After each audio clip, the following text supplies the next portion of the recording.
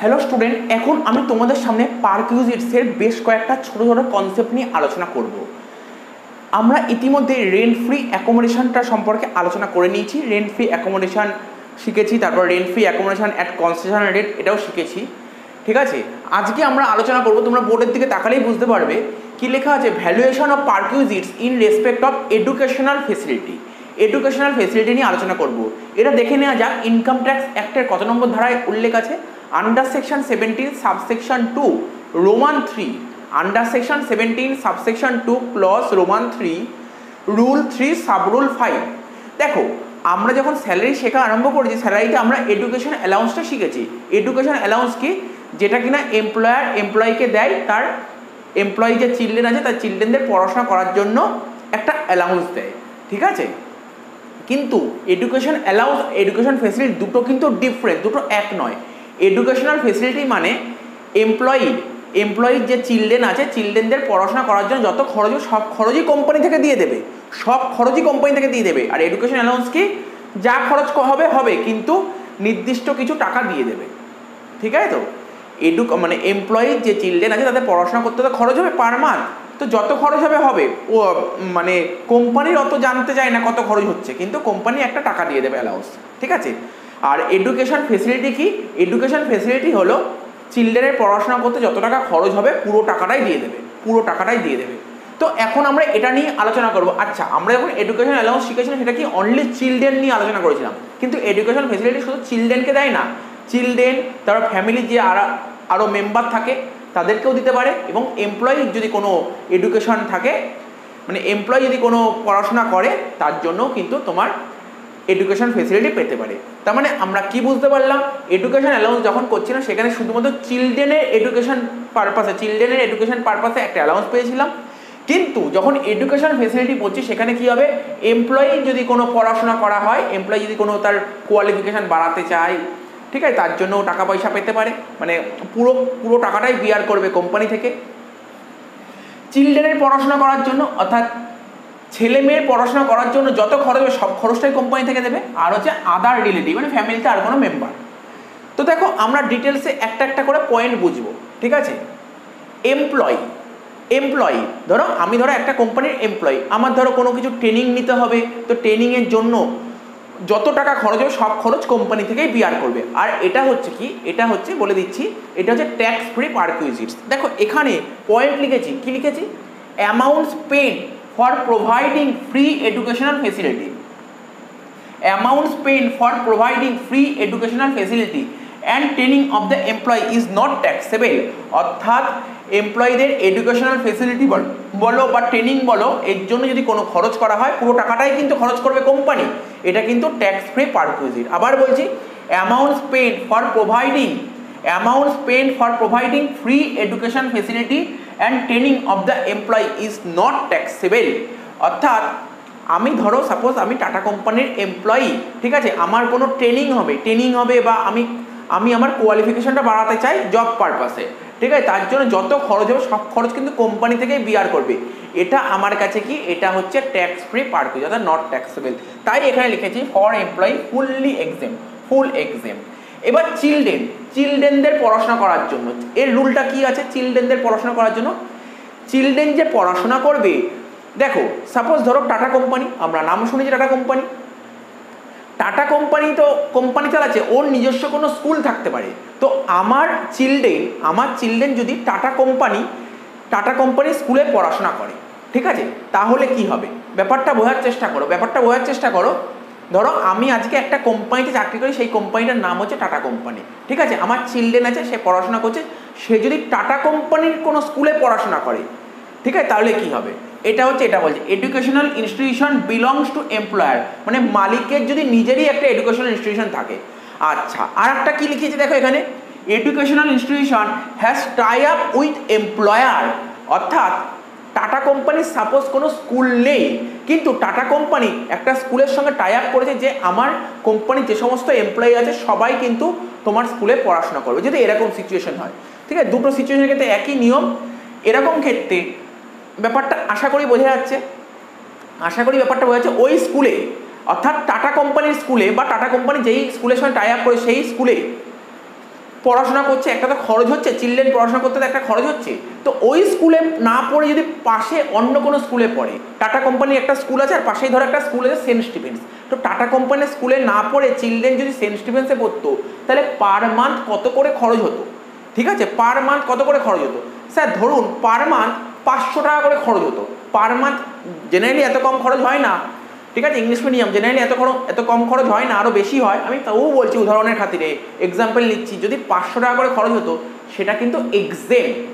Sir যদি মানে রুলটা কি বলছে, একটু রুলটা বলুন। বলছে 1000 টাকা অবধি এক্সেম, আর 1000 টাকার ওপর হলে তখন ট্যাক্স চার্জ করতে হবে, ঠিক আছে, অর্থাৎ ট্যাক্সেবল পারকুইজিটস হিসেবে। এখানে লিখেছি exempt if value of education, ঠিক আছে, value of education 1000 per month. তাহলে আমি আবার বলছি, আমার চিলড্রেন ধরো টাটা কোম্পানির স্কুলে পড়ছে, এবার আমাকে জানতে হবে টাটা কোম্পানির স্কুলে না পড়ে আমার চিলড্রেন যদি পাশের একটা ইংলিশ মিডিয়াম মানে সেন্ট স্টিফেন্সে পড়তো তাহলে কত খরচ হতো? সাপোজ আমি ধরে নিলাম সেন্ট স্টিফেন্সে পড়লে 1500 টাকা করে প্রতি মাসে খরচ হতো, 1500 টাকা করে প্রতি মাসে খরচ হতো। কিন্তু রুল কি বলছে? রুল বলছে তুমি 1000 টাকা অবধি এক্সেমশন, অর্থাৎ 1000 টাকা অবধি ট্যাক্স ফ্রি পারকুইজিট, কিন্তু 1000 টাকা ক্রস করে গেলে কত টাকা খরচ করা হচ্ছে? সেন্ট স্টিফেন্সে পড়লে 1500 টাকা খরচ হচ্ছে, আর 1000 টাকা তোমার বাদ যাবে, 1000 টাকা তুমি এক্সেমশন পেয়ে যাবে, তাহলে বাকি 500 টাকা হবে ট্যাক্সেবল পারকুইজিটস। তো ব্যাপারটা মাথায় রাখতে হবে, বুঝতে হবে রুলটা কি বেঁধে দিয়ে 1000 টাকা এক্সেমশন পাবে, 1000 টাকা এক্সেমশন পাবে, ঠিক আছে। আর আদার কেসটা আমি পরে বলছি, একটু পরে বলছি। স্যার এখনই বলুন, ঠিক আছে চলো এখনই বলে দিচ্ছি আদার কেস। এই যে এখানে লেখা আছে 2 নম্বরটা, school fees paid by the employer, school fees paid by the employer. Suppose ধরো আমার চিলড্রেন কোনো স্কুলে পড়ছে, স্যার কোন স্কুলে? টাটা কোম্পানি স্কুলে না, টাটা কোম্পানি স্কুলে না। স্যার তাহলে কি টাটা কোম্পানি যে স্কুলের সঙ্গে টাই আপ সেই স্কুলে না, সেই স্কুলেও না, অন্য কোনো স্কুলে আদার কোনো স্কুলে পড়ছে, ঠিক আছে। তো স্কুলে পড়লে সেই স্কুলে পড়তে তো একটা খরচ হবে, পার মান্থ একটা খরচ হবে। তার মানে পার মান্থ খরচ হলে এমপ্লয়ার মানে টাটা কোম্পানি ডাইরেক্ট সেই স্কুলকে পেমেন্ট করতে পারে, আদারওয়াইজ রিএম্বার্স করতে পারে। স্যার রিএম্বার্স মানে ইনিশিয়ালি আমি টাকাটা পেমেন্ট করে দিলাম, স্কুলকে পেমেন্ট করে দিলাম, পরবর্তী সময় টাটা কোম্পানি আমাকে দিয়ে দেবে, এটাকে বলে রিএম্বার্স, ঠিক আছে। তো school fees paid by the employer directly to the school or reimbursement of expenditure incurred is a taxable perquisite, এটাকে বলা হয় ট্যাক্সেবল পারকুইজিট, এটাই বলছে আদার কেস, এটাকে বলে ট্যাক্সেবল পারকুইজিট। কিন্তু কার ক্ষেত্রে? In case of all employee, মাথায় রাখবে in case of all employee. All employee মানে কি গভর্নমেন্ট নন গভর্নমেন্ট? না গভর্নমেন্ট নন গভর্নমেন্ট না, এখানে অল এমপ্লয়ি বলতে specified employee and non specified employee.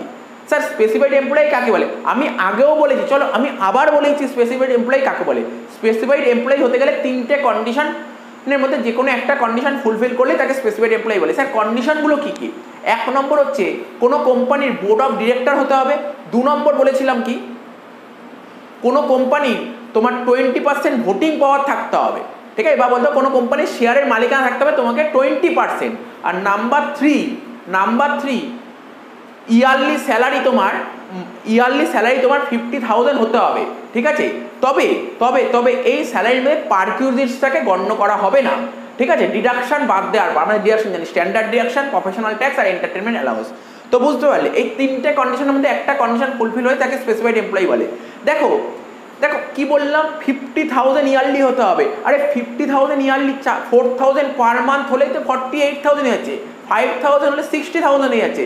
তো এটা জাস্ট নামকা বাস্তা বলে না, জাস্ট দেওয়ার দরকার দিয়েছে।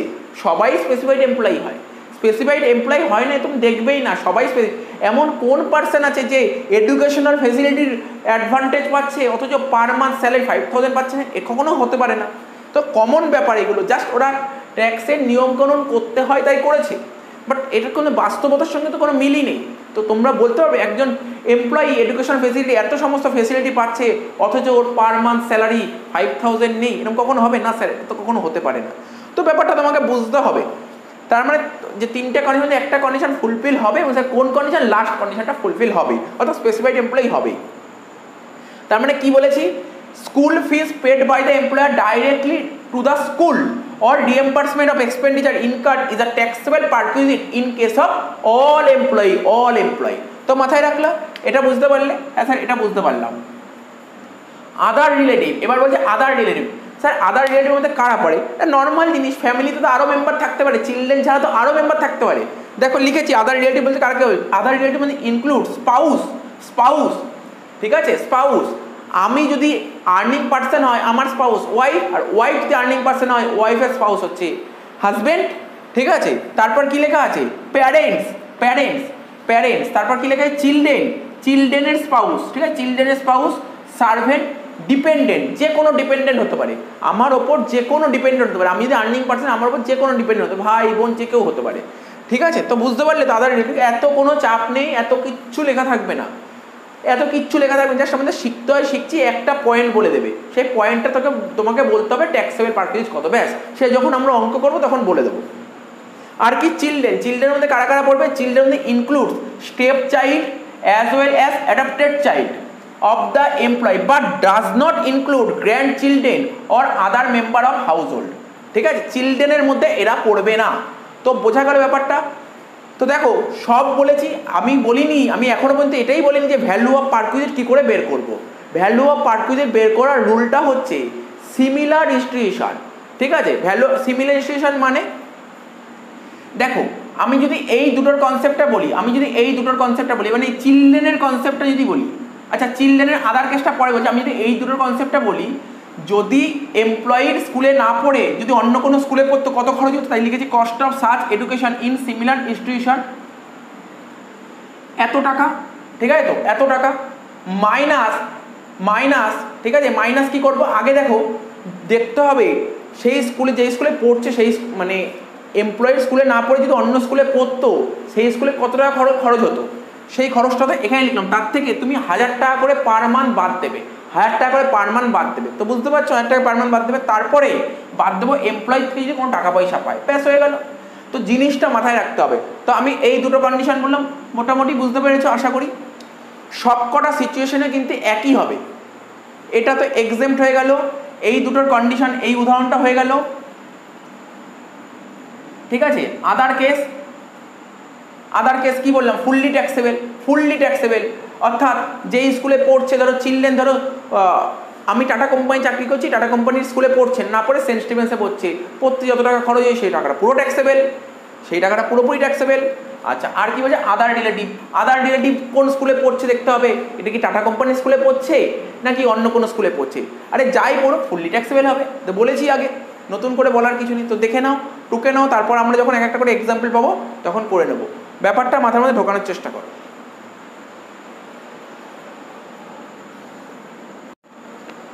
আচ্ছা আর আমি যে চিলড্রেন এডুকেশন ফেসিলিটি, আমি যে এডুকেশন ফেসিলিটি পুরোটা বললাম না, এটা কিন্তু শুধুমাত্র স্পেসিফাইড এমপ্লয়ির ক্ষেত্রে এই রুলটা প্রযোজ্য। শুধুমাত্র একটাই এক্সেপশন আছে, যেটা ছিল 2 নম্বর পয়েন্ট, এটা শুধুমাত্র অল এমপ্লয়ির ক্ষেত্রে, ঠিক আছে। আর একটা কথা, এমপ্লয়ির থেকে যদি কোনো টাকা পয়সা পাওয়া যায়, সে তোমার এই কন্ডিশনে হোক সেটাও মাইনাস হবে, এই কন্ডিশনে হোক সেটাও মাইনাস হবে, এই কন্ডিশনে এটাও মাইনাস হবে, ঠিক আছে। তো বোঝা গেল ব্যাপারটা। কোনো ডাউট থাকলে অবশ্যই আমাকে জানাবে, অবশ্যই কমেন্ট করে জানাবে বা হোয়াটসঅ্যাপে পিং করবে কোথাও যদি কোনো ডাউট থাকে। তো এই টপিকটা শেষ হলো, এবার পরবর্তী টপিকে আসবো।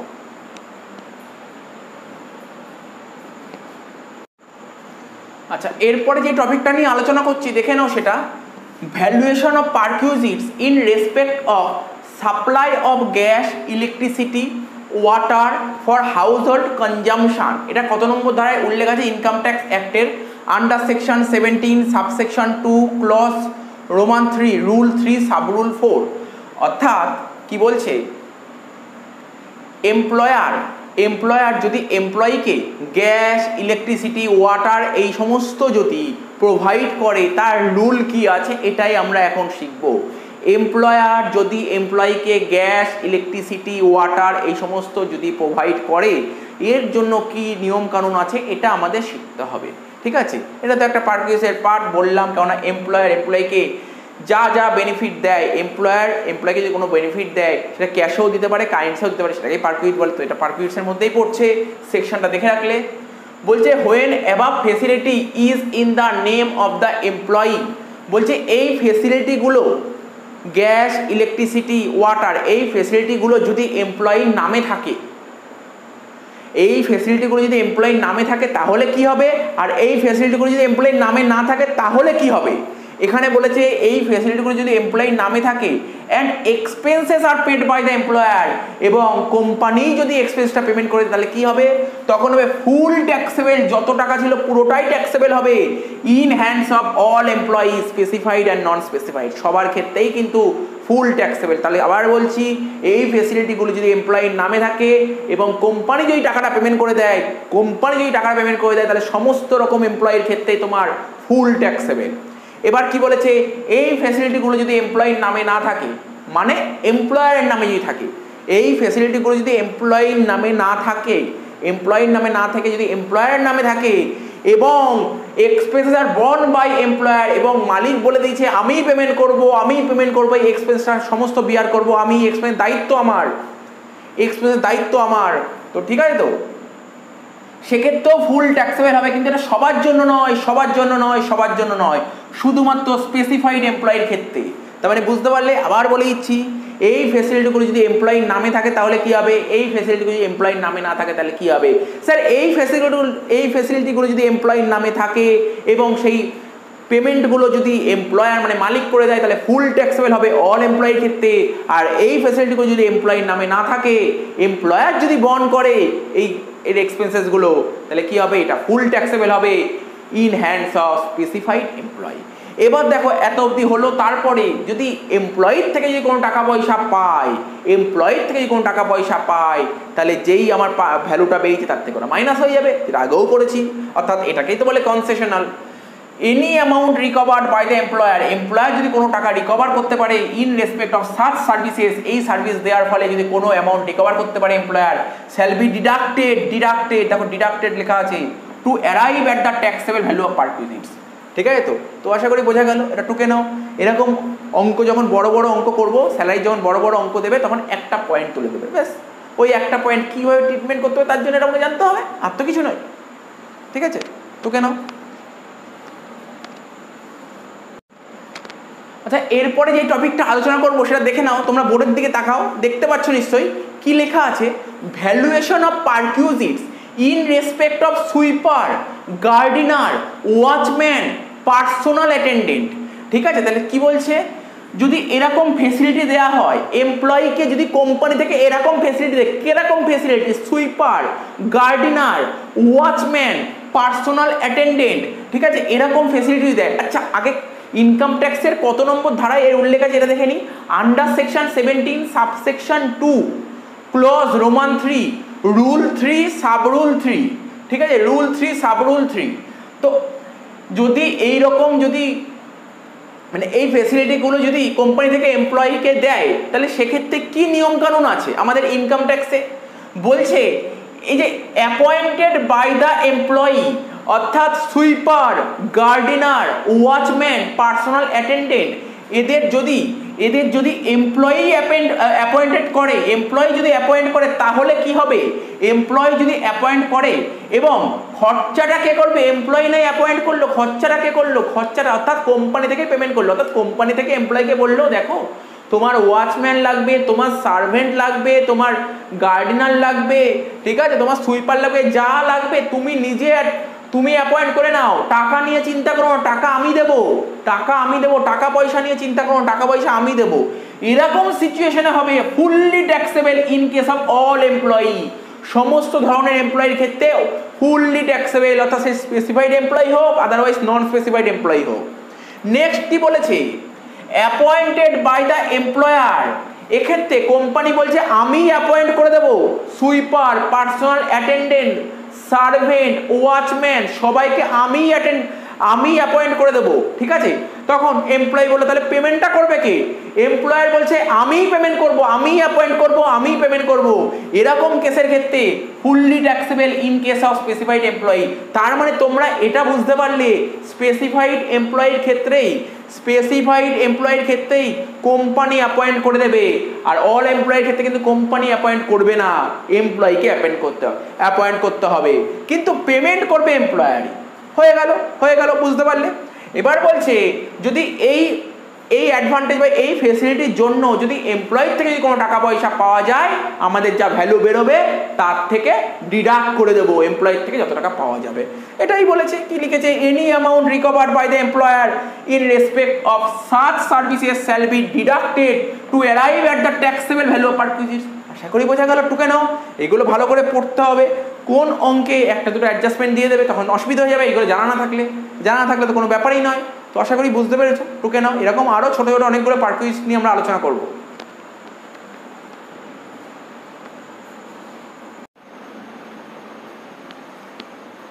এরপরে আমরা যেই পারকুইজিটসগুলো নিয়ে আলোচনা করব সেইগুলো দেখে নাও, ঠিক আছে? এগুলো সব আমাদের একটা করে জাস্ট মাথায় রাখতে হবে। অঙ্কে কখনো কখনো অ্যাডজাস্টমেন্ট থাকতে পারে, সেগুলো কীভাবে করতে হবে সেটা তোমাদের জানিয়ে দিচ্ছি।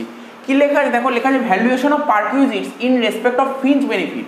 স্যার ফ্রিঞ্জ বেনিফিট মানে পারকুইজিটস মানে তো সুযোগ সুবিধা দিচ্ছে। যদি কোনো রকমের এক্সট্রা অ্যাডভান্টেজ দেয় এমপ্লয়ার, যদি এমপ্লয়িকে যদি কোনো রকমের এক্সট্রা অ্যাডভান্টেজ দিয়ে থাকে, সেটাই হচ্ছে ফ্রিঞ্জ বেনিফিট, ঠিক আছে? এটা কত নম্বর ধারায় উল্লেখ আছে? ইনকাম ট্যাক্স অ্যাক্টের under section 17 subsection 2, under section 17 subsection 2 clause roman 6 rule 3 subrule 7, rule 3 subrule 7।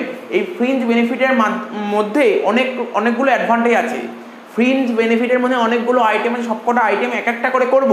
অর্থাৎ ফ্রিঞ্জ বেনিফিটের মধ্যে ফ্রিঞ্জ বেনিফিটের সেকশনটা তোমরা দেখে নাও। আবার বলছি, under section 17 subsection 2 clause roman 6 rule 3 subrule 7, rule 3 subrule 7। এই রুল 3 সাবরুল 7 এর মধ্যে এক একটা করে টপিক আমি আলোচনা করছি। প্রথমেই এখন যেই টপিকটা আলোচনা করছি সেটা হচ্ছে গিফট, ঠিক আছে? গিফট তো তোমরা শুনেইছো। এছাড়া আমি তোমাকে বলেইছি, তোমরা যখন income from other source, heads of income, আমাদের যে 5টা হেডস অফ ইনকাম আছে, এখন তো আমরা হেডস অফ ইনকামের স্যালারিটা করছি। এরপরে আমরা শিখবো ইনকাম ফ্রম আদার সোর্স, অর্থাৎ আমাদের লাস্ট হেডস অফ ইনকাম আছে ইনকাম ফ্রম আদার সোর্স। সেখানেও কিন্তু গিফটের একটা টপিক আছে, ঠিক আছে? তো সেখানে শিখবো গিফট, অনেক ডিটেলসে শিখবো সেখানে। আচ্ছা, এখানে যে গিফটের কথা বলা হচ্ছে, এই গিফটটা কে কাকে দেবে? এই গিফটটা হচ্ছে এমপ্লয়ার, মানে কোম্পানি যদি এমপ্লয়িকে গিফট করে, এমপ্লয়ার যদি এমপ্লয়িকে গিফট করে সেটা পারকুইজিটসে আসবে। আমি আবার বলে দিচ্ছি, এমপ্লয়ার যদি এমপ্লয়িকে গিফট করে তখন সেটা পারকুইজিটসে আসবে। দেখো, আজকে বিয়ে বাড়িতে যে বিয়ে বাড়িতে কোনো গিফট পেতে পারি, হ্যাঁ, এখানে কিন্তু সেই সমস্ত গিফট হচ্ছে না, ঠিক আছে? বা আমি রিলেটিভের থেকে কোনো গিফট পেতে পারি, সেই গিফট হচ্ছে না। এখানে গিফট কোনটা? এমপ্লয়ার যদি এমপ্লয়িকে গিফট করে সেই গিফটের কথা বলা আছে, এবং সেই গিফট ইনকাম ফ্রম স্যালারি হেডে আসবে, ঠিক আছে? ইনকাম ফ্রম স্যালারি যে পারকুইজিট সেট আছে সেই হেডে আসবে।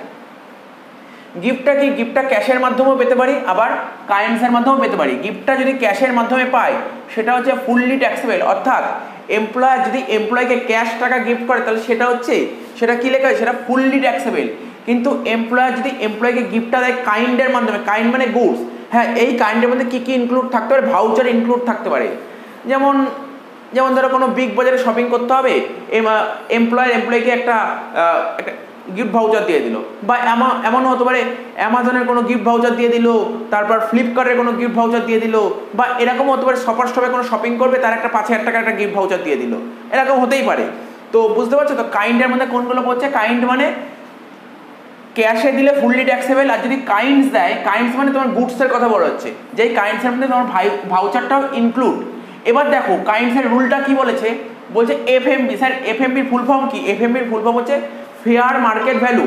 যে এখানে যে কাইন্ডের মাধ্যমে যেই গিফটটা দেওয়া হবে সেই গিফটের ভ্যালু যদি 5000 টাকা পর্যন্ত টোটাল, এগ্রিগেট লেখা, দেখো প্যাকেটে এগ্রিগেট লেখা টোটাল, সেই গিফটের ভ্যালুটা যদি 5000 টাকা পর্যন্ত হয় তাহলে কি এক্সেম্ট। আর তার ভ্যালু যদি 5000 টাকা ক্রস করে যায় তাহলে ফুললি ট্যাক্সেবল। যেমন আমি উদাহরণ দিচ্ছি, সাপোজ ধরো আমি আমার কোম্পানি থেকে 7000 টাকার একটা গিফট ভাউচার পেয়েছি, 7000 টাকার গিফট ভাউচার পেয়েছি।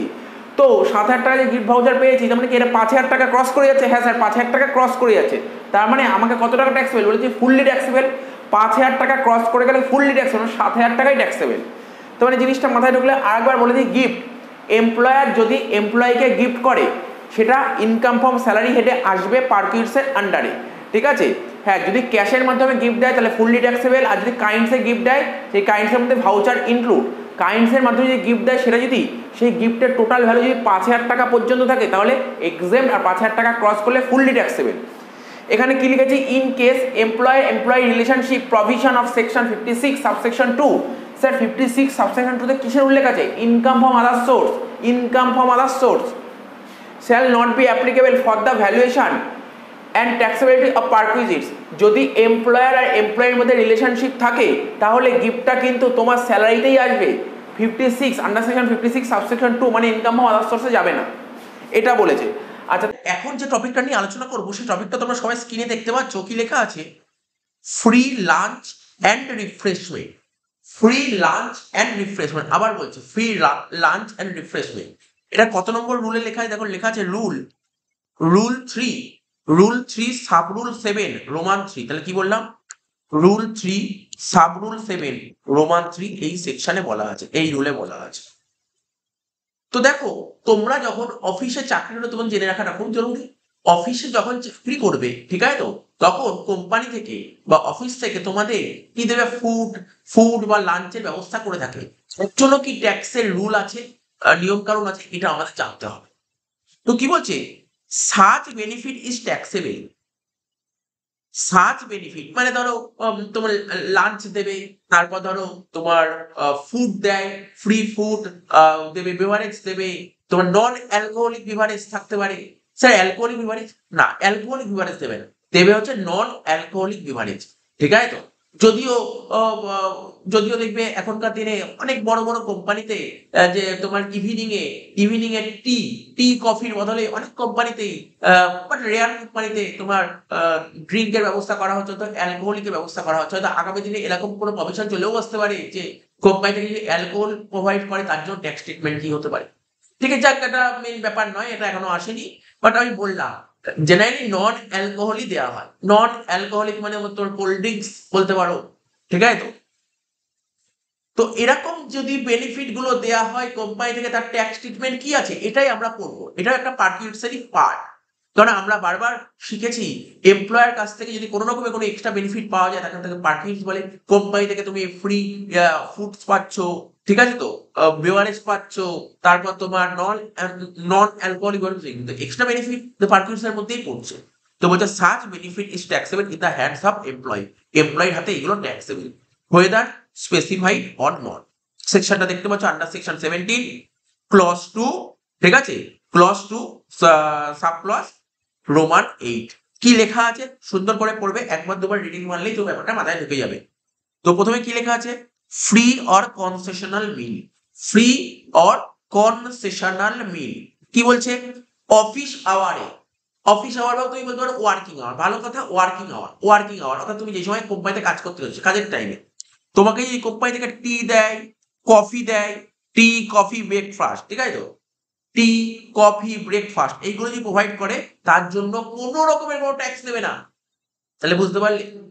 ওয়ার্কিং আওয়ার তুমি যেই সময় কোম্পানিতে কাজ করো, তো অফিসে কাজ করবে, অফিস আওয়ার ভালো বলা যায়, অফিস আওয়ারে দেখবি যখন অফিসে যাবে মর্নিং এ টি দেয়, তারপর ইভিনিং এ টি দেয়, টির সাথে কি দেয়? স্ন্যাক্স দেয়, টি কফি দিতে পারে বা তার সাথে স্ন্যাক্স তোমরা বুঝতেই পারছো, বিস্কিটস, ঠিক আছে তো, এই সমস্ত দেবে, বিস্কুটস, তারপর সিঙ্গারা, এই সমস্ত দিতে পারে।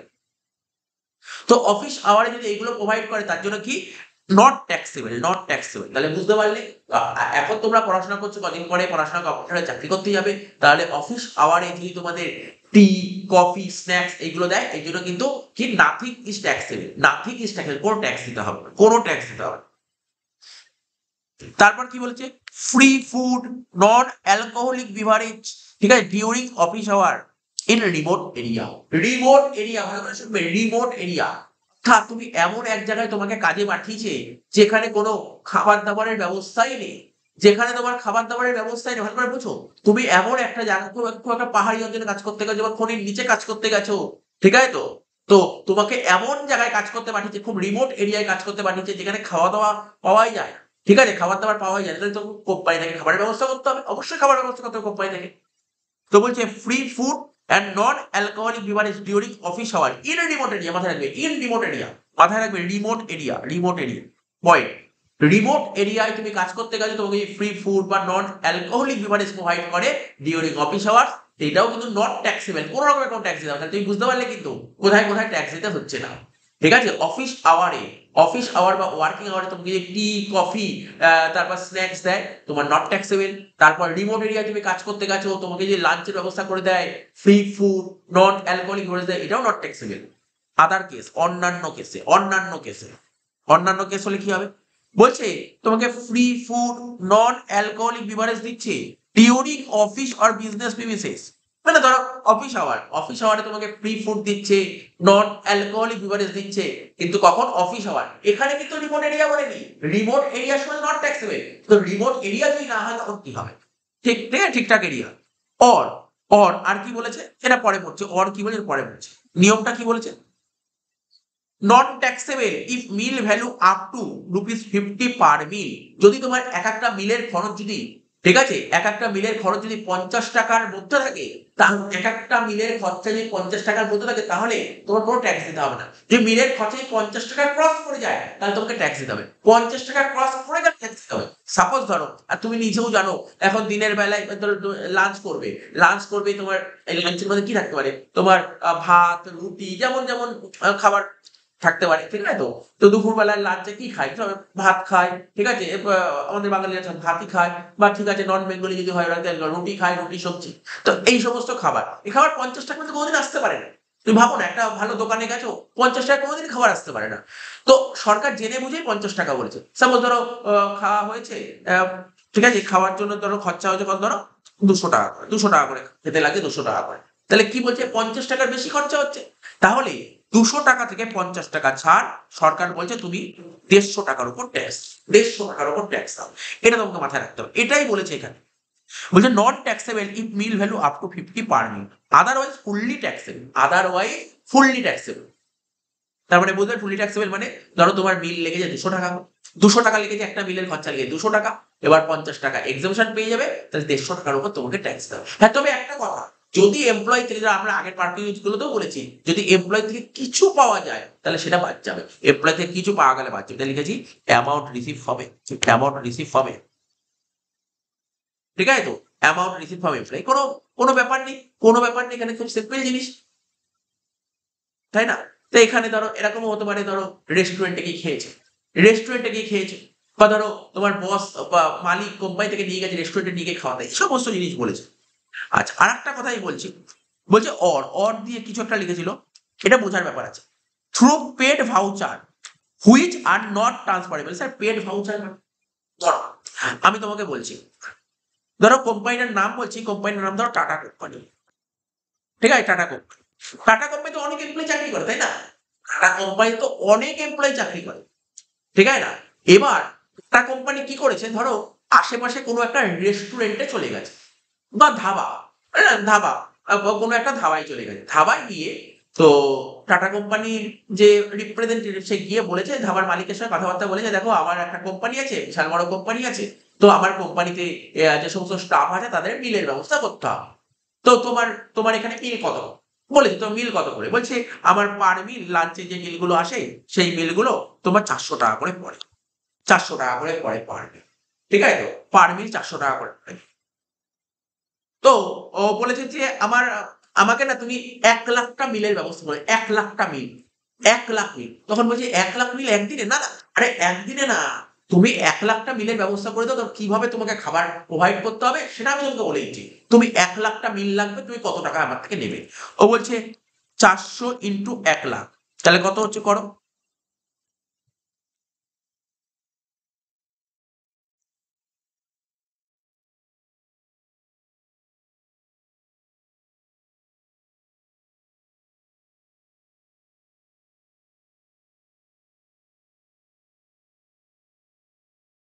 তাহলে কত হচ্ছে?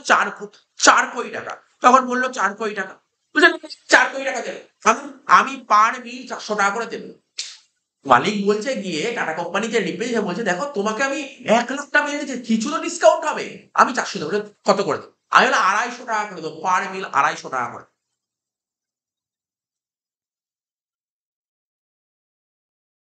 আমি পার মিল 250 টাকা করে দেবো। তো 250 টাকা করে দিলে একবারে কত হচ্ছে? 2.5 কোটি। আমি তোমাকে 2.5 কোটি টাকা এক্ষুনি দিয়ে দিচ্ছি। 2.5 crore আমি তোমাকে এখনই দিয়ে দিচ্ছি এতটা। তুমি আমাকে 1,00,000টা মিলের কি দেবে? এখন আমার 1,00,000টা মিল লাগবে না, 1,00,000টা মিলের তোমার ভাউচার দিয়ে দাও, ভাউচার। আমার কোম্পানির যে সমস্ত স্টাফ আছে, আমার কোম্পানির স্টাফ গুলো বা এমপ্লয়ি যারা আছে, তোমার তোমার দোকানে আসবে, তোমার রেস্টুরেন্টে আসবে, ধাবায় আসবে, ওরা ওরা ভাউচার দেখাবে, ওদের খাওয়া দেবে। ওরা ভাউচার দেখাবে, ওদের খাবার দেবে। বুঝতে পারলে? হ্যাঁ স্যার বুঝতে পেরেছি। ওরা ভাউচার দেবে, খাবার দিয়ে দেবে, ওর থেকে কোনো টাকা পয়সা নেবে এইভাবে। এবার ওরা তখন ধাবার মালিক বলে কি একদিনেই 1 লাখ লোক আসবে? না, একদিনে এত আসবে পাটে পাটে। ধরো এটা তুমি ধরো সাপোজ ধরো বলছি বছরের ভাউচার, 1 বছরের ভাউচার নিয়ে নিও, বুঝতে পারছো? ঠিক আছে, কোনো সমস্যা নেই। তাহলে আমি টাটা কোম্পানির রিপ্রেজেন্টেটিভ হিসেবে আমি যখন কোম্পানিতে গেলাম, গিয়ে যে সমস্ত স্টাফ বা এমপ্লয়ি আছে তাদেরকে আমি ভাউচার ধরিয়ে দিলাম, বছরের ভাউচার ধরিয়ে দিলাম, বলে নাও এই ভাউচার নিয়ে যাবে, দুপুর হবে, এখানে যাবে, এই রেস্টুরেন্টে চলে যাবে, খেয়ে দিয়ে চলে আসবে, ঠিক আছে, কোনো সমস্যা নেই, টাকা পয়সা দিতে হবে না, আমার টাকা পয়সা আমরাই দিচ্ছি, ঠিক আছে। এবার দেখ, এবার ব্যাপারটা এখানে একটা কথা বলেছিল, এই যেখানে একটা কথা বলে দেখো, through paid voucher, company pay করে দিচ্ছে, কোনো সমস্যা নেই, হুইচ আর নট ট্রান্সফারেবল। অর্থাৎ এমপ্লয়িকে ধরো আমি ভাউচার দিলাম, আমি টাটা কোম্পানির রিপ্রেজেন্টেটিভ হিসেবে আমি ধরো এমপ্লয়িকে ভাউচার দিলাম, তাহলে এমপ্লয়ি এই ভাউচারটাও কি করলো, ওর গার্লফ্রেন্ডকে দিয়ে দিল?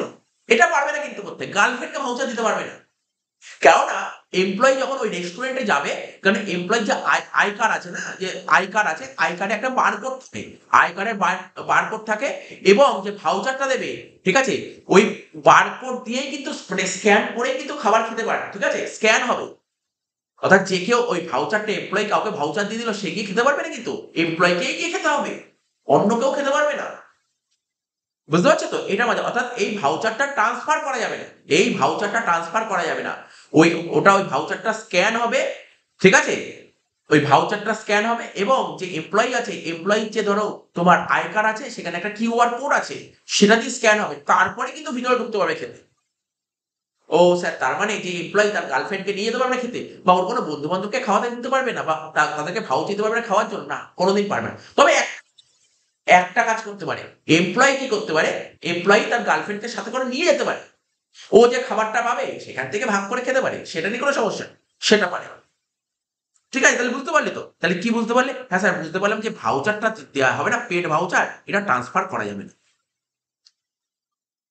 ঠিক আছে। তাহলে বুঝতে পারলে এরকম, তাহলে কি হলো ব্যাপারটা বোঝার চেষ্টা করো। ওই রেস্টুরেন্টে, ওই ধাবা যদি এমপ্লয়ি নিজে পার্সোনালি খরচা করে খেতে যেত, তাহলে এমপ্লয়ি 400 টাকা করে খরচা হতো, কিন্তু কোম্পানি তো ঠিকঠাক কাজ করে নিয়েছে, একসঙ্গে এতগুলো ভাউচার নিচ্ছে, তো কোম্পানিকে বলছে যে ঠিক আছে 250 টাকা করে নিচ্ছে, 250 টাকা করে, এক একটা মিলের জন্য 250 টাকা করে নিচ্ছে। তাহলে বোঝো, এমপ্লয়ি যদি নিজে খেতে 400 টাকা লাগতো, সেম খাবার 250 টাকায় পেয়ে যাচ্ছে, ঠিক আছে, 250 টাকায় পেয়ে যাচ্ছে, তাহলে কোম্পানি থেকে 250 টাকার বেনিফিট পাচ্ছে, কিন্তু আমাদের ইনকাম ট্যাক্সের রুল কি বলছে, 50 টাকার বেশি যদি হয় তাহলে ট্যাক্সেবল, তাহলে 250 টাকা থেকে তুমি 50 টাকা বাদ দাও, রইল 200 টাকা, এই 200 টাকা হবে ট্যাক্স, 200 টাকা হবে ট্যাক্সেবল, মাথায় রাখবে, এখানে এটাই বলেছে, not taxable if meal value up to 50 per meal, otherwise fully taxable, আর যদি হ্যাঁ তবে ঠিক এমপ্লয় থেকে যদি কোনো টাকা পয়সা পাওয়া যায় সেটা মাইনাস হইবে, এই জিনিসগুলো মাথায় রাখবে, ঠিক আছে। বলছে এনি আদার কেস, ধরো এরকম হতে পারে, কোম্পানি যে বস, ঠিক আছে, বস কিছু এমপ্লয়ি আছে, এমপ্লয়ীদের নিয়ে গিয়ে রেস্টুরেন্টে নিয়ে চলে গেল, চলো রেস্টুরেন্টে নিয়ে গিয়ে খাওয়া দাওয়া করা, ঠিক আছে, এক্ষেত্রে কিন্তু সরকার কোনো রুল করেন, মানে এক্সাম্পশন রাখেনি, সরকার এক্ষেত্রে কিন্তু কোনো রকম কোনো এক্সাম্পশন রাখেনি, 50 টাকা যে এক্সাম্পশন আগে বলছিলাম, এখানে কোনো এক্সাম্পশন রাখেনি। তো বলছে কি, actual amount expenditure incurred by the employer যত খরচা করে, ঠিক আছে, যত খরচা করে সেই টাকাটা মাইনাস হয়ে যাবে, এমপ্লয় থেকে যদি টাকা পয়সা পাওয়া যায়, তাহলে আশা করি বুঝতে পারবেন। হ্যাঁ, তবে একটা কথা স্যার, ওয়ার্কিং আওয়ার মানে হচ্ছে অফিস আওয়ারটা মাথায় রাখবো, ওয়ার্কিং আওয়ার মানে হচ্ছে এখানে অফিস আওয়ারের কথা বলা হচ্ছে, ওয়ার্কিং আওয়ার মানেই হচ্ছে এখানে অফিস আওয়ারের কথা বলা হচ্ছে,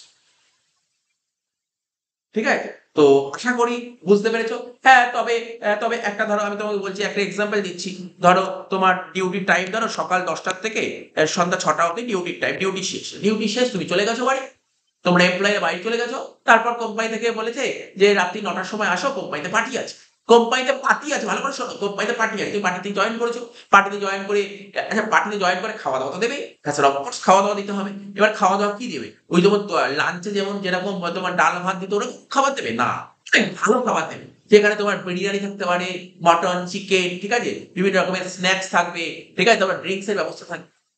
স্যার এখানে কি 50 টাকা ছাড়টা অ্যাপ্লিকেবল? কোনোদিন অ্যাপ্লিকেবল হবে না, ওটা বলেছিল অফিস আওয়ারে, তো অফিস আওয়ার না, অফিসের এটা কিন্তু অ্যাপ্লিকেবল হবে। তাহলে আমি মোটামুটি পুরো কনসেপ্টটাকে ক্লিয়ার করার চেষ্টা করলাম, ঠিক আছে তো? তো আশা করি এটা দেখে নাও, যদি কোনো ডাউট থাকলে অবশ্যই তোমরা কমেন্ট বক্সে কমেন্ট করতে পারো।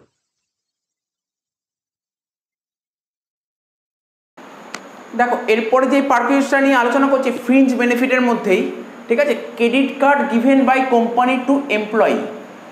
ঠিক আছে, কোম্পানি যদি এমপ্লয়িকে কোনো রকমের ক্রেডিট কার্ড দেয় তাহলে তার জন্য কি ট্রিটমেন্ট আছে, বলছে credit card given by company to employee. Company যদি তার এমপ্লয়িকে ক্রেডিট কার্ড দেয় তাহলে কি হতে পারে, রুল 3 সাব রুল 7 তার আন্ডারে 5। ঠিক আছে, আচ্ছা যে ক্রেডিট কার্ডটা দিচ্ছে কোম্পানি, যে এমপ্লয়িকে ক্রেডিট কার্ডটা দিচ্ছে সেই ক্রেডিট কার্ডটা যদি এমপ্লয়ি যদি অফিসিয়াল পারপাসে ইউজ করে তাহলে কি হবে, যদি অফিসিয়াল পারপাসে ইউজ করে তাহলে নট ট্যাক্সেবল। হ্যাঁ, সেক্ষেত্রে তোমাকে দুটো কন্ডিশন মাথায় রাখতে, সেই কন্ডিশনটা কি, complete details of expenditure required.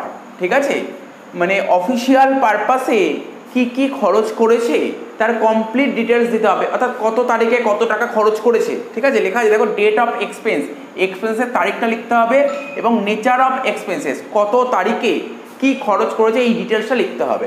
ঠিক আছে, অর্থাৎ complete details of expenditure record. আর কি বলেছে, সার্টিফিকেট ফ্রম এমপ্লয়ার। ঠিক আছে, এমপ্লয়ার থেকে একটা সার্টিফিকেট নিতে হবে যে amount has been spent on official purpose, official পারপাসে এমপ্লয়ি এত টাকায় খরচ করে তার একটা সার্টিফিকেট নিতে হবে, তাহলেই কিন্তু নট ট্যাক্সেবল হবে। তাহলে আমি আবার বলে দিচ্ছি, কোম্পানি যদি তার এমপ্লয়িকে ক্রেডিট কার্ড দেয়, কোম্পানি যদি তার এমপ্লয়িকে ক্রেডিট কার্ড দেয়, সেটা যদি অফিসিয়াল পারপাসে ইউজ হয় তাহলে নট ট্যাক্সেবল। সেক্ষেত্রে নট ট্যাক্সেবলের জন্য দুটো কন্ডিশন মাথায় রাখতে হবে। কন্ডিশনটা কি, কোথায় কত টাকা খরচ করেছে, অফিসিয়াল পারপাসে কত টাকা খরচ করেছে।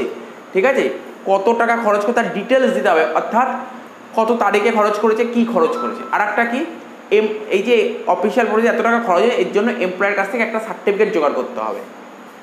হয়ে গেল।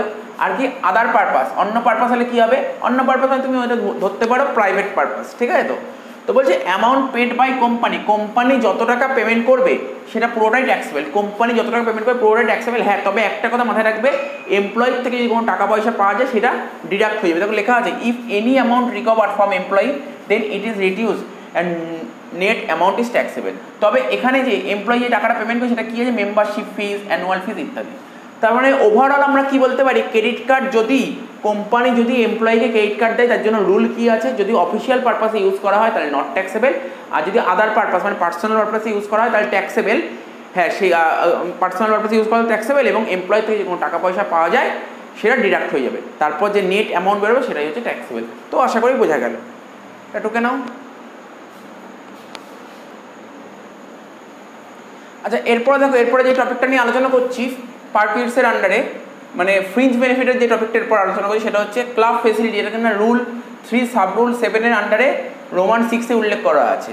বলছে দেখো কি লেখা আছে, if the employer has obtain membership of the club in his name popularly known as corporate membership, the fees paid for acquiring such membership shall not be taxable for employees. দেখো এখানে কি বলতে চেয়েছে, বলছে ক্লাবের নামে যদি, মানে ক্লাবের নামে কি কোম্পানির নামে যদি কোনো ক্লাব মেম্বারশিপ থাকে তাহলে সেটা সমস্ত এমপ্লয়ি ইউজ করতে পারে। ঠিক আছে, সেটা সমস্ত এমপ্লয়ি ইউজ করতে পারে, সেটা কিন্তু কোম্পানির হাতে নাথিং ইজ ট্যাক্সেবল, কোম্পানির হাতে কিন্তু ট্যাক্সেবল নয়। আবার বলছি এখানে কি বলতে চেয়েছে, বলছে যে employer has obtain membership of the club in his name popularly known as corporate membership. মানে কোম্পানির যদি কর্পোরেট মেম্বারশিপ নেওয়া থাকে, ঠিক আছে, কোম্পানির যদি কর্পোরেট মেম্বারশিপ নেওয়া থাকে তাহলে কর্পোরেট মেম্বারশিপ বোঝা যাচ্ছে তো, মানে কোম্পানি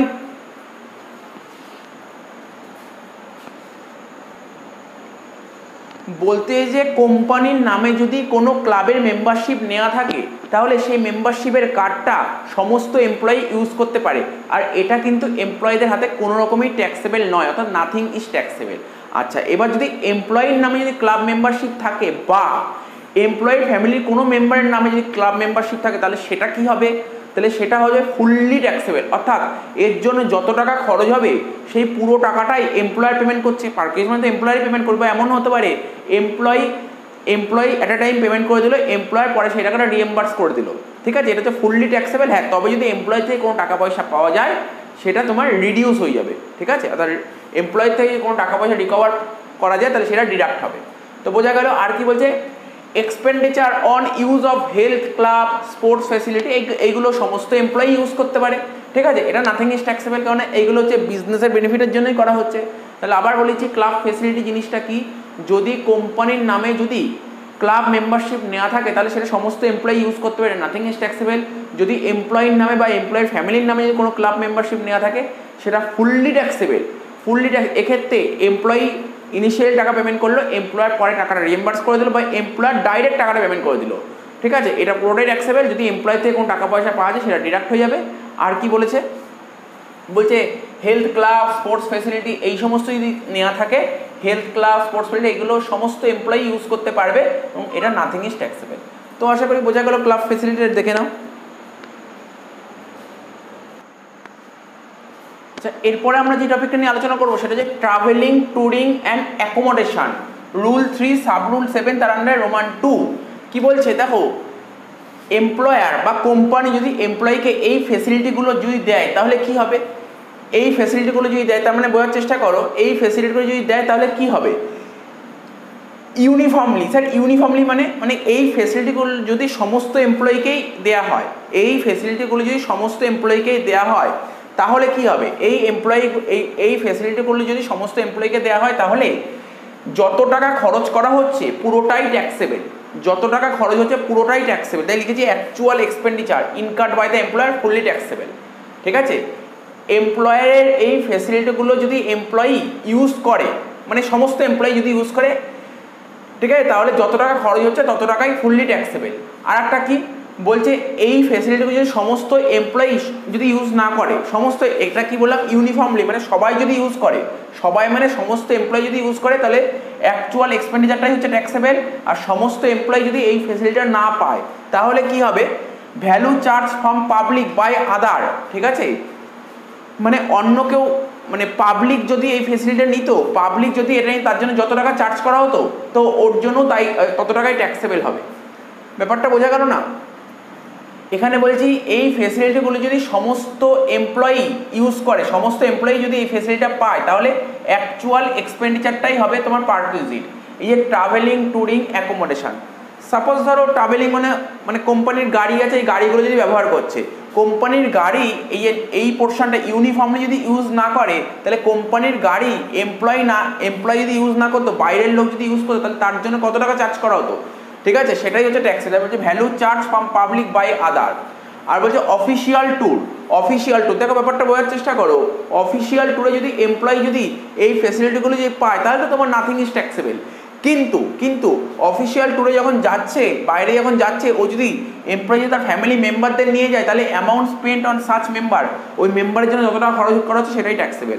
আচ্ছা, আর কি বলেছে, অফিসিয়াল ট্যুর ধরো তোমাকে বলেছে 2 দিনের জন্য যেতে, অফিসিয়াল ট্যুরে 2 দিনের জন্য যেতে, তুমি 2 দিনের জন্য ওখানে চলে গেছো কাজ করতে, ঠিক আছে, কিন্তু 2 দিনে তোমার কাজটা কমপ্লিট হয়ে গেছে, তুমি ভাবলে না জায়গাটা তো ভালো, চলো সাইট সিন করবো, একটু ঘুরে যাই, আরও 2 দিন থেকে যায়, তাহলে এই 2 দিন এক্সটেন্ড করার জন্য যত টাকা, এই 2 দিনের জন্য যত টাকা এক্সট্রা খরচ হবে সেটাই পুরোটা ট্যাক্সেবল। তো জিনিসটা বোঝার চেষ্টা করো। আরেকবার বলেছি ট্রাভেলিং, ট্যুরিং অ্যান্ড অ্যাকোমোডেশন, তো এই ফেসিলিটিগুলো যদি সমস্ত এমপ্লয়ি সমান ইউজ করে, অর্থাৎ এই ফেসিলিটিগুলো যদি সমস্ত এমপ্লয়ি পায় তাহলে যত টাকা খরচ করা হচ্ছে পুরোটাই ট্যাক্সেবল পার্টিকুলার এই পারপাসের জন্য। আর এই ফেসিলিটিগুলো যদি সবাই যদি না পায় তাহলে ভ্যালু চার্জ ফ্রম পাবলিকের থেকে যত টাকা চার্জ করা হবে সেটাই ট্যাক্সেবল, ঠিক আছে, মনে করা হবে পাবলিকের থেকে যত টাকা চার্জ করে তোমার থেকেও সেই টাকাটাই চার্জ করা হচ্ছে, ওটাই ট্যাক্সেবল ধরা হবে। যদিও আলটিমেটলি কোম্পানি তো তোমার বেনিফিটটা দিয়ে দেয়, কিন্তু ট্যাক্সেবল হবে কি হবে না এটাই আমাদের প্রশ্ন। আচ্ছা, এবার হচ্ছে অফিসিয়াল পারপাসে যদি এই ফেসিলিটিগুলো দেওয়া হয় তাহলে নাথিং ইজ ট্যাক্সেবল। বাট অফিসে যখন যাচ্ছে, আমি ধরো এমপ্লয়ি, আমার যদি কোনো ফ্যামিলি মেম্বারকে সাথে নিয়ে যায় তাহলে ফ্যামিলি মেম্বারের জন্য যত টাকা খরচ করা হচ্ছে সেটাই হচ্ছে তোমার ট্যাক্সেবল। আর কি বলছে, অফিসিয়াল ট্যুরটা যদি এক্সটেন্ড করি, অর্থাৎ আমি যদি ওখানে আরও 2-3 দিন যদি এক্সটেন্ড করে যাই তাহলে ওই 2-3 দিন এক্সটেন্ড করার জন্য যত টাকা এক্সট্রা খরচ হচ্ছে সেটাই হচ্ছে তোমার ট্যাক্সেবল। তো জিনিসটা বুঝতে পারলে ব্যাপারটা মাথার মধ্যে রাখার চেষ্টা করবে। আচ্ছা, এরপরে যে টপিকটা পড়বো সেই টপিকটার নাম হচ্ছে ইউজ অফ মুভেবল অ্যাসেটস। লেখো use of movable assets, use of movable assets. Use of movable assets মানে এমপ্লয়ারের যদি কোনো মুভেবল অ্যাসেটস এমপ্লয়ি ইউজ করে তার জন্য কি রুল আছে। তো ঠিক আছে, এমপ্লয়ারের, ঠিক আছে, মালিকের বা কোম্পানির যদি কোনো রকমের মুভেবল অ্যাসেটস এমপ্লয়ি ইউজ করে, তার রুলটা কি আছে, আদার দ্যান মোটর কার। মাথায় রাখবে আদার দ্যান মোটর কার। রুলটা কত আছে দেখো, রোমান 7-এ 3-7 রোমান 7-এ কি লেখা আছে, কম্পিউটার ল্যাপটপ, মানে মালিকের কম্পিউটার ল্যাপটপ বা বলতে পারো কোম্পানির কম্পিউটার ল্যাপটপ এইগুলো যদি ইউজ করে তাহলে নাথিং ইজ ট্যাক্সেবল। ঠিক আছে, নাথিং ইজ ট্যাক্সেবল অর্থাৎ ফুললি এক্সেম। আচ্ছা, কম্পিউটার ল্যাপটপ ছাড়াও তো অনেক রকমের মুভেবল অ্যাসেট আছে, সেই মুভেবল অ্যাসেটগুলো যদি ইউজ করে তাহলে কি হবে, বারবার বলেছি মোটর কার ছাড়া। ঠিক আছে, সেক্ষেত্রে যদি সেই মুভেবল অ্যাসেটটা মালিকের নিজের হয় তাহলে কি হবে, আর যদি মালিকের নিজের না থাকে তাহলে মালিক কি করবে, ভাড়া করে দেবে। মালিকের যদি নিজের হয় তাহলে যে মুভেবল অ্যাসেটটা এমপ্লয়ি ইউজ করছে তার যত কস্ট, অরিজিনাল কস্ট তার 10% হবে, অরিজিনাল কস্টের 10%, তাই লিখেছি 10% অফ কস্ট। ঠিক আছে, 10% অফ কস্ট তার থেকে মাইনাস হবে, যদি এমপ্লয়ির থেকে কোনো কিছু টাকা পয়সা পাওয়া যায় সেটা মাইনাস হবে, ব্যাস হয়ে গেল। আর যদি মালিকের কাছে যদি সেই মুভেবল অ্যাসেট না থাকে তাহলে ভাড়া করে দেবে, ভাড়া করে দিলে কি হবে, hire charges of movable asset, দেখো hire charges paid by employer. ওই মুভেবল অ্যাসেটটা হায়ার চার্জেস কত, যেই চার্জেসটা কে পেমেন্ট করবে, মালিক বা কোম্পানি পেমেন্ট করবে, এটা মাইনাস এমপ্লয়ের থেকে যদি কোনো টাকা পয়সা পাওয়া যায় সেটা মাইনাস হবে। তো বোঝা গেল, আবার বলছি, এমপ্লয়ারের বা কোম্পানি যদি কোনো মুভেবল অ্যাসেট যদি এমপ্লয়ি ইউজ করে তার জন্য কি রুল আছে, যদি কম্পিউটার ল্যাপটপ ইউজ করে তাহলে তোমার ফুললি এক্সেম, মানে নাথিং ইজ ট্যাক্সেবল। আচ্ছা, যদি অন্য কোনো অ্যাসেট, কিন্তু বারবার বলছি মোটর কার ছাড়া, মোটর কারের জন্য আলাদা নিয়ম আছে, আলাদা নিয়ম শিখবো। ঠিক আছে, আদার অ্যাসেট, যদি এই মুভেবল অ্যাসেটগুলো যদি এমপ্লয়ারের নিজের হয় তাহলে 10% অফ কস্ট, মানে স্টেট লাইন, আমরা যে 10% মানে ডেপ্রিসিয়েশনের কথাই তো বলছে, কস্টের ওপর 10% ডেপ্রিসিয়েশন, মানে স্টেট লাইন মেথড, ডিমিনিশিং না। স্যার কখনো কোশ্চেনে দিয়ে দিতে পারে রিটেন ডাউন ভ্যালু বা বুক ভ্যালু, ওটাকে ইগনোর করবো, আমরা সবসময় কস্টের ওপর 10% মারবো, minus amount paid by employee. আর যদি মালিকের নিজের না থাকে তাহলে ভাড়া করে দিলে মালিক যত টাকা ভাড়া পেমেন্ট করবে, মানে ওই মুভেবল অ্যাসেটস, তাই লিখবো hire charges paid by employer, ঠিক আছে, minus amount paid by employee. তো দেখে নাও, টুকে নাও, ব্যাপারটা বোঝা গেল। Use of movable assets other than motor car. দেখো, এতক্ষণ তো আমি তোমাদের সামনে ইউজ অফ মুভেবল অ্যাসেটস নিয়ে ডিসকাশন করলাম, এর একটা এক্সাম্পল দেখে নিই যাতে তোমাদের বুঝতে সুবিধা হয়। ঠিক আছে, তো দেখো কি লেখা আছে, treatment of perquisite in respect of use of movable assets. কোশ্চেনটা দিয়েছে দেখো, compute the value of perquisite for the assessment year 24-25 in the following cases. দুটো কোশ্চেন, একটা এ আর একটা বি। এতে কি বলেছে, the employer company has given a computer. ঠিক আছে, তো মানে এমপ্লয় মানে মালিক বা বলতে পারো কোম্পানি এক্স হচ্ছে একজন এমপ্লয়ি, ওকে একটা কম্পিউটার দিয়েছে। ঠিক আছে, তো use of free of charge, the cost of such computer to the company 1,06,500।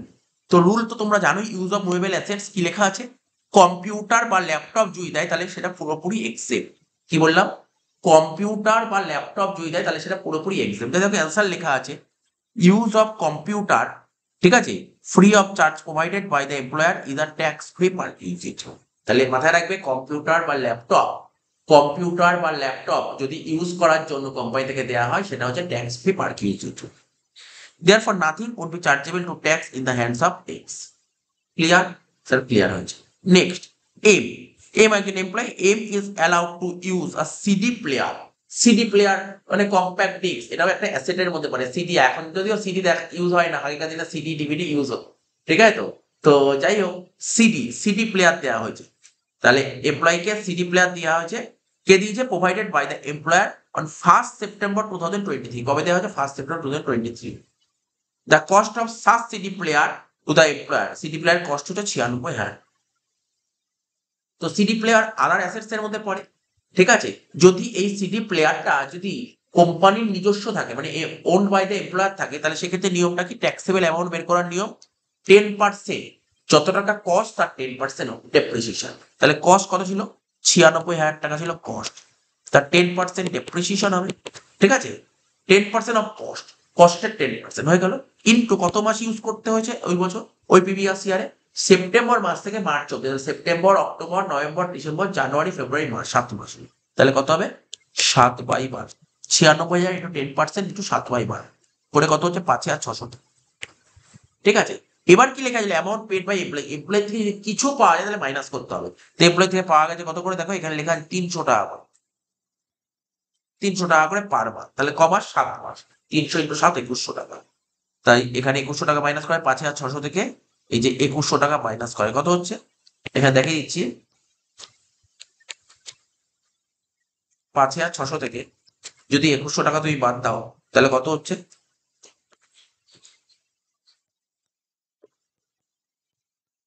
500, আর এখানে হচ্ছে 300, 3,500 টাকা। তাহলে অ্যান্সার হবে 3,500। তো দেখো এখানে তাই লেখা আছে, এই যে 3,500 কি লেখা আছে, the value of perquisite taxable in the hands of এম ইজ 3,500। কি করে বেরিয়েছে এটা দেখিয়ে দিই। তাহলে আশা করি বুঝতে পারলে, ছোট্ট একটা এটা বোঝালাম, ইউজ অফ মোবাইল অ্যাসেটস তো কিছুক্ষণ আগেই বোঝালাম, তারপর একটা এক্সাম্পল দিয়ে দিলাম যাতে তোমাদের বুঝতে কোনো অসুবিধা না হয়। ঠিক আছে,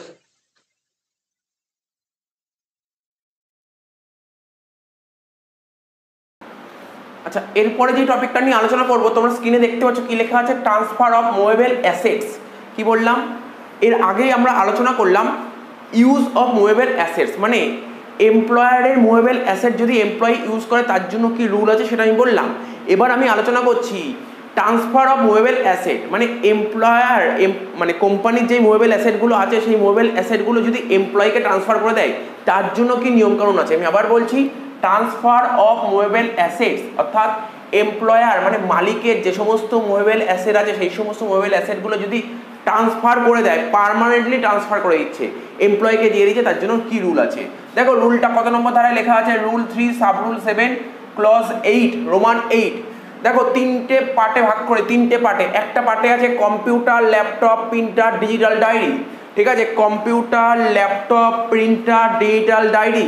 আবার বলছি, computer, laptop, printer, digital diary. আর একটা পার্ট আছে কার, আর একটা আছে আদার অ্যাসেট, যে আদার অ্যাসেটের মধ্যে পড়বে মাইক্রোওয়েভ। ঠিক আছে, মানে যেটাকে বলে, আমরা যেটাকে বলি তোর মাইক্রোওভেন, তারপর ওয়াশিং মেশিন, মিক্সি মেশিন, এইগুলো পড়বে। তা আবার বলে দিচ্ছি, ট্রান্সফার অফ মুভেবল অ্যাসেট যে তিনটে পার্টে ভাগ করে, তিনটে পার্ট কি, একটা computer, laptop, digital diary, printer, আর একটা পার্ট আছে কার, আর একটা পার্ট আছে আদার অ্যাসেট যার মধ্যে পড়বে ওয়াশিং মেশিন, মিক্সি মেশিন। ঠিক আছে, তারপর মাইক্রোওভেন। আচ্ছা, এবার যদি আমি computer, laptop, printer, digital diary এই পার্টের যদি ট্যাক্সেবল পার্ট বলি, ট্যাক্সেবল ভ্যালু কি করে বের করবো, মানে ট্যাক্সেবল পারকুইজিট কি করে বের করবো, রিটেন ডাউন ভ্যালু থেকে যদি আমরা অ্যামাউন্ট পেড বাই এমপ্লয়ি এটা ডিডাক্ট করে দিই তাহলে বেরিয়ে যাবে ট্যাক্সেবল পারকুইজিট। আবার বলছি দেখে নাও, রিটেন ডাউন ভ্যালু থেকে, রিটেন ডাউন ভ্যালু পরে বলছি কি করে রিটেন ডাউন ভ্যালু বের করতে হয়। রিটেন ডাউন ভ্যালু থেকে যদি এমপ্লয়ির থেকে যদি কোনো টাকা পয়সা পাওয়া যায় তাহলে এটা বাদ যাবে। যেমন সাপোজ ধরো কম্পিউটার, ঠিক আছে, ট্রান্সফার অফ মুভেবল অ্যাসেট, সেই মুভেবল অ্যাসেটটার নাম কি কম্পিউটার। ধরো কোম্পানি থেকে কোনো একটা এমপ্লয়িকে একটা কম্পিউটার ট্রান্সফার করলো, সাপোজ মেনে নিলাম তার রিটেন ডাউন ভ্যালু 25,000 টাকা, সাপোজ তার রিটেন ডাউন ভ্যালু 25,000 টাকা। ঠিক আছে, এমপ্লয়ির থেকে 10,000 টাকা পাওয়া গেল, এমপ্লয়ি থেকে 10,000 টাকা পাওয়া গেল, তাহলে আমি অ্যাডভান্টেজ কত নিলাম, মানে এমপ্লয়ি কত অ্যাডভান্টেজ নিল স্যার, 15,000 টাকা। 25,000 টাকায় ট্রান্সফার করছে, তার মধ্যে 10,000 টাকা এমপ্লয়ি থেকে পাওয়া গেল, তাহলে 15,000 টাকা হচ্ছে তোমার পারকুইজিট। স্যার যদি এমপ্লয়ি থেকে একটা টাকাও না পাওয়া যায় তাহলে পুরো 25,000 টাকায় পারকুইজিট। তো আশা করি ব্যাপারটা বোঝা গেল। ঠিক আছে, এবার কারের ক্ষেত্রে নিয়মটা কি, একই নিয়ম, রিটেন ডাউন ভ্যালু থেকে, রিটেন ডাউন ভ্যালু থেকে অ্যামাউন্ট পেড বাই এমপ্লয়ি বাদ দেবো। আর আদার অ্যাসেটের ক্ষেত্রে নিয়ম একই নিয়ম, রিটেন ডাউন ভ্যালু থেকে অ্যামাউন্ট পেড বাই এমপ্লয়ি বাদ দেবো। তার মানে মোদ্দা কথা জিনিসটা কি, transfer of movable asset, employer যদি তার এমপ্লয়িকে মুভেবল অ্যাসেটগুলো ট্রান্সফার করে দেয় তাহলে সেক্ষেত্রে ট্যাক্সেবল পারকুইজিট কী করে বের করবো, রিটেন ডাউন ভ্যালু থেকে অ্যামাউন্ট পেড বাই এমপ্লয়ি যদি কোনো টাকা পয়সা দেয় সেটা বাদ দিয়ে দেবো রিটেন ডাউন ভ্যালু থেকে।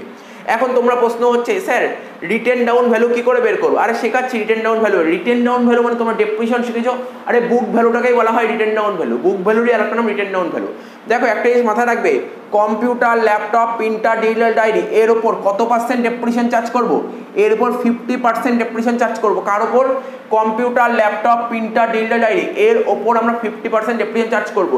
এখন তোমরা বলতে পারো স্যার আমরা তো ডেপ্রিসিয়েশন শিখেছি দুটো মেথডে, একটা স্ট্রেট লাইনও শিখেছি, একটা ডিমিনিশিংও শিখেছি। মাথায় রাখবে computer, laptop, printer, digital diary এর ওপর আমরা কোন মেথডে ডেপ্রিসিয়েশন চার্জ করবো, ডিমিনিশিং মেথড। ডিমিনিশিং দেখো লেখা আছে রিটেন ডাউন ভ্যালু, লেখা আছে দেখো WDV মেথড অফ ডেপ্রিসিয়েশন। কোন মেথড লেখা আছে sir, WDV method of depreciation. WDV method of ডেপ্রিসিয়েশনের আর একটা নাম হচ্ছে রিটেন ডাউন ভ্যালু বা বলতে পারো ডিমিনিশিং ব্যালেন্স। আমি আবার বলে দিচ্ছি, computer, laptop, printer, digital diary এর ট্যাক্সেবল ভ্যালু কি করে বের করবো? Written down value. Written down ভ্যালুর আরেকটা নাম হচ্ছে বুক ভ্যালু। বুক ভ্যালু থেকে তোমরা বুক ভ্যালু থেকে তোমরা কি বাদ দেবে? Amount paid by employee. এখন তোমাদের প্রশ্ন হলো, স্যার এই বুক ভ্যালুটা কি করে বের করব? বলছি তো বুক ভ্যালু কি করে বের করবো। তার আগে মাথায় রাখতে হবে বুক ভ্যালু বের করার নিয়মটা কি শিখেছিলে? স্যার যত টাকা দিয়ে মানে পার্টিকুলার অ্যাসেটটা কেনা হয়েছে, যে মুভেবল অ্যাসেট, মানে কস্ট থেকে, তার থেকে ডেপ্রিসিয়েশন বাদ দিতে হয়। কস্ট থেকে ডেপ্রিসিয়েশন বাদ দিলে আমরা শিখেছিলাম না, ডেপ্রিসিয়েশন করার সময় কি শিখে? এখানে ছোটো করে লিখে দিচ্ছি, কস্ট, তার থেকে ডেপ্রিসিয়েশন বাদ দিতাম। কস্ট থেকে ডেপ্রিসিয়েশন বাদ দিলে যেই অ্যামাউন্টটা বেরো তাকে বলতো কি? রিটেন ডাউন ভ্যালু বা বুক ভ্যালু, বিভি। তাহলে বোঝা গেল? এটা কেটে দিলাম, ঠিক আছে? কি বললাম? কস্ট থেকে ডেপ্রিসিয়েশন বাদ দিই, তখন তাকে আমরা বলতাম বুক ভ্যালু বা রিটেন ডাউন ভ্যালু। এখন আমাদের প্রশ্ন উঠতে পারে, এই যে এখানে যে ডেপ্রিসিয়েশন চার্জ করবো, তো কম্পিউটার, ল্যাপটপ, প্রিন্টার, ডিজিটাল এর উপর যে ডেপ্রিসিয়েশন চার্জ করবো, কোন মেথডে ডেপ্রিসিয়েশন চার্জ করা হবে? ডিমিনিশিং ব্যালেন্স মেথডে। কত পার্সেন্ট? 50%। 50%, ঠিক আছে? আচ্ছা, কারের ক্ষেত্রে কত পার্সেন্ট ডেপ্রিসিয়েশন চার্জ করতে হয়? স্যার 20%। 20% ডেপ্রিসিয়েশন চার্জ করতে হয়। কোন মেথডে? কোন মেথডে?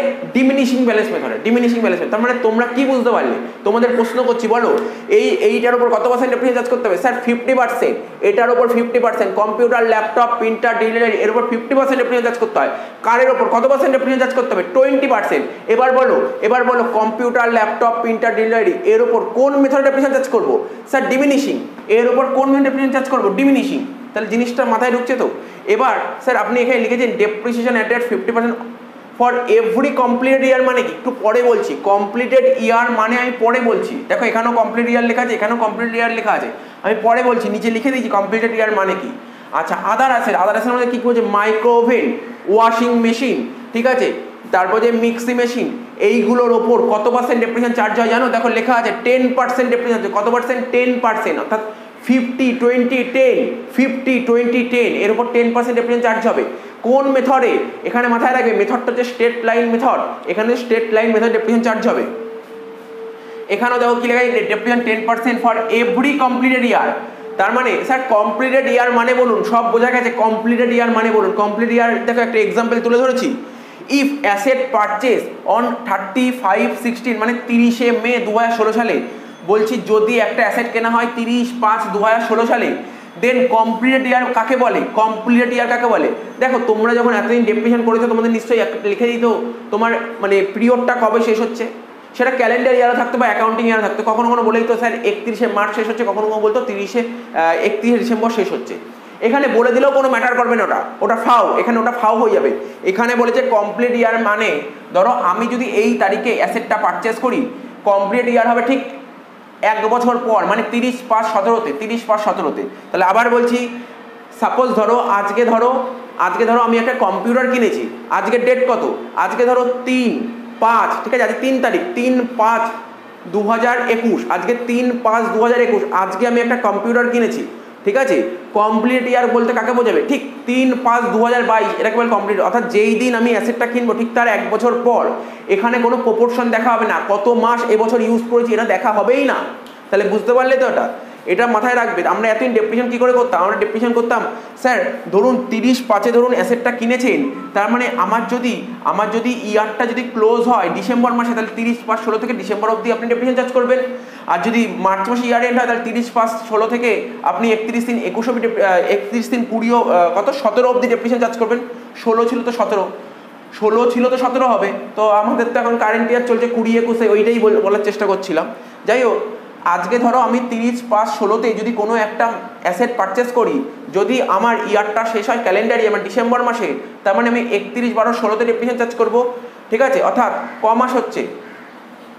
তখন হতো তোমার 7 মাসের ডেপ্রিসিয়েশন চার্জ করতাম, ঠিক আছে তো। আর যদি আমার ক্যালেন্ডার ইয়ার না হয়, যদি অ্যাকাউন্টিং ইয়ার শেষ হতো, 31/3/17-তে শেষ হতো, তখন আমি কত মাস ডেপ্রিসিয়েশন চার্জ করতাম? 10 মাস ডেপ্রিসিয়েশন চার্জ করতাম। ওটা হতো আমরা অ্যাকাউন্টেন্সে করতাম, এই রুলটাই অ্যাকাউন্টসে ফলো করতাম। কিন্তু এখানে কিন্তু এই রুল ফলো করা হবে না। এখানে কমপ্লিটেড ইয়ার মানে বলছে যেদিন আমি অ্যাসেট পারচেস করবো ঠিক তার 1 বছর পর। মানে বুঝতে পারছো? তাই লিখে 30/5/16 থেকে 30/5/17 অবধি। বোঝা গেল? It means if asset transfer on 30/8/17, sir transfer মানে ওয়ান টাইপ অফ সেল বলতে পারো, ওয়ান টাইপ অফ সেল বলতে পারো, ঠিক আছে তো। ইফ অ্যাসেট ট্রান্সফার 30/8/17, যদি সেই অ্যাসেটটা যদি ট্রান্সফার করা হয় 30/8/17-তে, মানে কি 30/16 থেকে 30/17 অবধি 1 বছর হলো, কিন্তু তারপরে তার 3 মাস পর, ধরো তার 3 মাস পর অ্যাসেটটা ট্রান্সফার করা হলো, সেক্ষেত্রেও কিন্তু 1 বছরই ডেপ্রিসিয়েশন চার্জ করা হবে। এটা মাথায় রাখতে হবে, এটা মাথায় রাখতে হবে।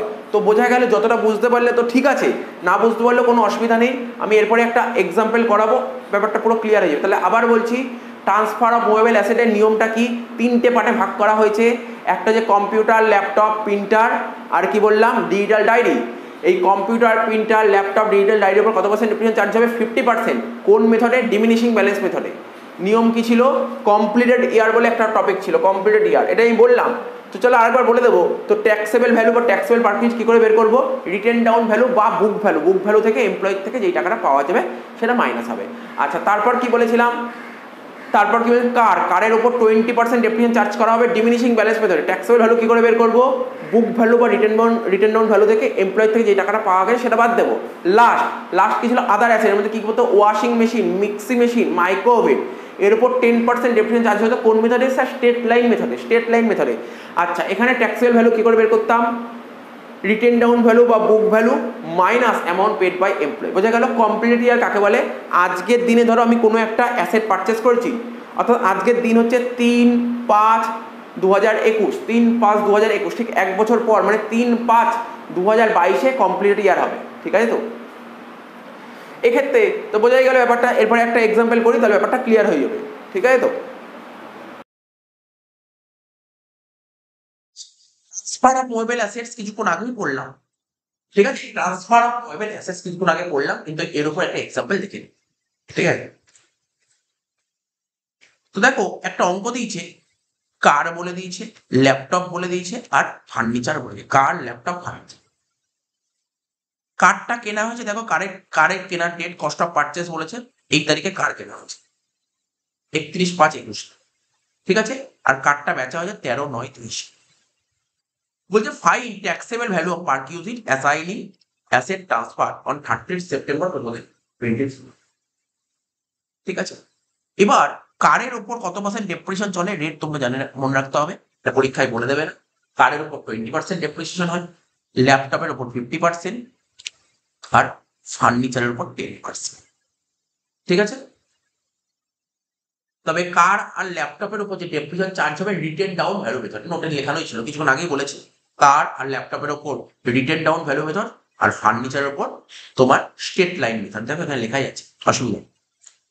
কম্পিউটার, ল্যাপটপ, ডিজিটাল প্রিন্টার, ঠিক আছে, এইগুলোর উপর রিটেন ডাউন ভ্যালু মেথড, কারের উপর রিটেন ডাউন ভ্যালু মেথড। কিন্তু মাইক্রোওয়েভ, আদার ওয়াশিং মেশিন, অ্যাসেটস, মিক্সার, মানে ফার্নিচারের মধ্যে পড়ছে, এগুলো সমস্ত এর উপর সব স্টেট লাইন মেথড ডেপ্রিসিয়েশন। তাহলে বোঝা গেল? তাহলে 31/5/21 তোমার কারের কিনেছিলে কত টাকা দিয়ে? 8,72,000 টাকা দিয়ে। ল্যাপটপ 1,22,500, আর ফার্নিচার 35। ডেপ্রিসিয়েশন হবে, ঠিক আছে, ফুল ইয়ার ডেপ্রিসিয়েশন। এখানে লেখায় ডেপ্রিসিয়েশন কমপ্লিটেড ইয়ার। এমন না যে তোমার 31/5/21 কিনেছো বলে বাকি মাসের হবে, এখানে কোনো মান্থের কোনো ব্যাপারই নেই। ঠিক আছে? মান্থের কোনো ব্যাপারই নেই, ফুল ইয়ার ডেপ্রিসিয়েশন হবে। অর্থাৎ এরকম হবে ডেপ্রিসিয়েশন 31/5/21 থেকে, ঠিক আছে, হবে তোমার 30/4,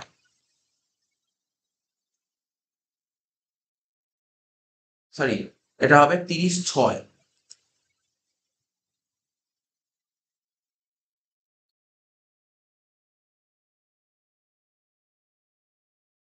31/5/21 থেকে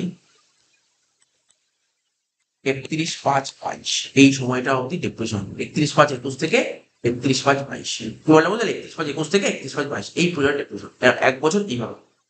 তাহলে এই টাকার উপর 20% করে 1,74,400, 1,22,500 50% করলে এটা হচ্ছে, আর 35-এর 10% করলে এটা হচ্ছে। তাহলে বাদ দিয়ে হচ্ছে, এটা হচ্ছে বুক ভ্যালু কোন তারিখের? 1/6/22, 1/6/22-এর ডেপ্রিসিয়েশন করেছে, তোমরা জানোই, নিশ্চয়ই বোঝানোর কিছু নর্মাল ব্যাপার, নর্মাল ব্যাপার। ঠিক আছে? এটা বাদ দিলাম। এবার 1,22,500 থেকে 61,250 বাদ দিলে এটাই হচ্ছে, আর 35,000 থেকে 3,500 বাদ দিলে 31,500 হচ্ছে। হয়ে গেল। নেক্সট ইয়ার ডেপ্রিসিয়েশন হবে। এইবার যে এই টাকাটা বেরোলো, দেখো এই যে টাকাটা বেরোলো, ঠিক আছে, এর উপর 20% যাবো, কারণ এটা হচ্ছে রিটেন ডাউন ভ্যালু মেথডে। কারের উপর ডেপ্রিসিয়েশন হবে রিটেন ডাউনে, তাই 20% করলাম। ল্যাপটপের উপর রিটেন ডাউন, অর্থাৎ এই যে টাকাটা বেরোলো 61,250, তার উপর আবার 50% করবে, এটা বেরোলো। কিন্তু ফার্নিচারের উপর cost price, furniture straight line মানে এই 35,000 উপর 10% মানে 3,000 বাদ দিলাম, বাদ দিয়ে কত বেরোলো, 1/6/23 ব্যালেন্স বেরোলো এই টাকা এই টাকা এই টাকা।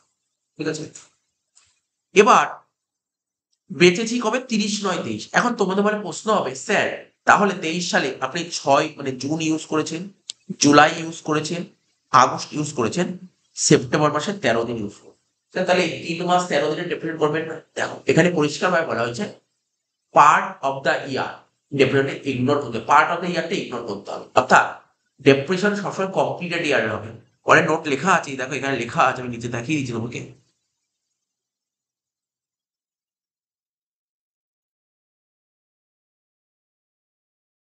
এই যে according to the rule normal warranty মানে ডেপ্রিসিয়েশন, ঠিক আছে, for a part of year to be ignore, part of the ইয়ারটাকে তোমার ইগনোর করতে হবে, পার্ট অফ দ্য ইয়ারটাকে ইগনোর করতে হবে।